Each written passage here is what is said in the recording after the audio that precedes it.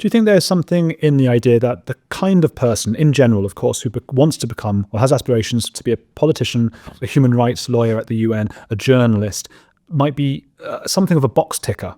And very, don't want to think outside of their box and will just continue the status quo? I think it's much worse than that. If it was only box ticking, then one could sort of, liberate them from the box. They really, really, really believe, and I know this because I was one of them once, they really believe that to be a progressive is to be on the moral high ground. Why? Because to be a progressive means you believe in things like the brotherhood of man. You believe in doing stuff to get rid of prejudice and war and bigotry, and you are anti-racist, and you believe in the power of reason. This is what you tell yourself. And consequently, anybody who comes along and says, well, actually, you're completely wrong, and far from actually ushering in an age of reason, you are ushering in an age of irrationality for these reasons. You support, the Palestinians, but in fact, this is what they are doing. They preach hatred and death to Jews the whole time. This is what you're supporting. So here's that evidence, or here is the evidence of, anything that's against a left-wing ideology. And they will say, and I know this is how they think, they will say to themselves, they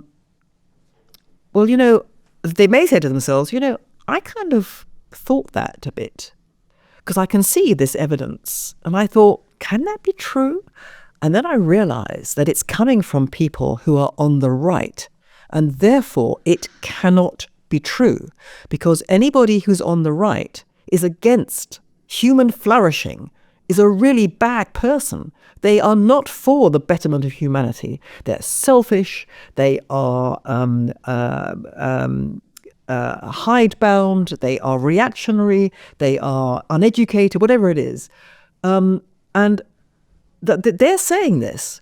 So it can't be true, because anybody who's not like me, who am a progressive person and therefore morally pure and virtuous and good and true, anyone who's not like me is basically anyone who's not like me is right-wing, and anyone who's right-wing is bad and evil. Anyone who's bad and evil is right-wing.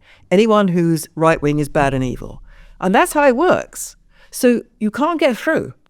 There is no fact that you can produce. In culture terms, they'd call it a thought-terminating cliché, where right. Scientology would, rather than, I used to do a lot on Scientology, and that was my old podcast on the cults and things. And it was amazing to see those who have left, who say, gosh, if you spoke to me 10 years ago when I was in that cult, there was not a single thing you could have said. Yes. And they would say, this person is in Scientology, they say suppressive person, and it means anything they say is nonsense. So if they can sit there and prove to you that L. Ron Hubbard was a liar and Lord Xenu doesn't exist, and you would say, no, but you're a suppressive person, I won't even entertain your ideas. Right. It's the same thing. Must be ingrained into the human psyche in some sense. It's the same thing. It's the same thing. And it's also, it's the sort of the herd mentality. They are in a bubble. All their social circle is in the same bubble, broadly speaking. I mean, there may be, differences. Someone's hard left, someone's soft left, someone is liberal, someone doesn't really understand or doesn't really know what they think, but they're all basically in the same ambit. They all have the same fundamental assumptions, and the most fundamental assumption is that anyone doesn't think like them, like the whole herd tells itself is what is true, or their opinion, is a bad person and cannot be trusted and cannot be believed. And so this is really terrifying, because this is what I mean by the complete eclipse of reason, rationality. These are people who make a fetish of being rational. And yet this is fundamentally, totally anti-reason. I had a weird moment with a friend of mine who's a professor of literature, and he said to me, what was it? He'd been watching a bit of my stuff, or had an awareness of the podcast I'd been doing. And he said, just listen, go easy on the calling into question academia, because that's where fascism begins. because you're denying truth when you start attacking academia or attacking truth.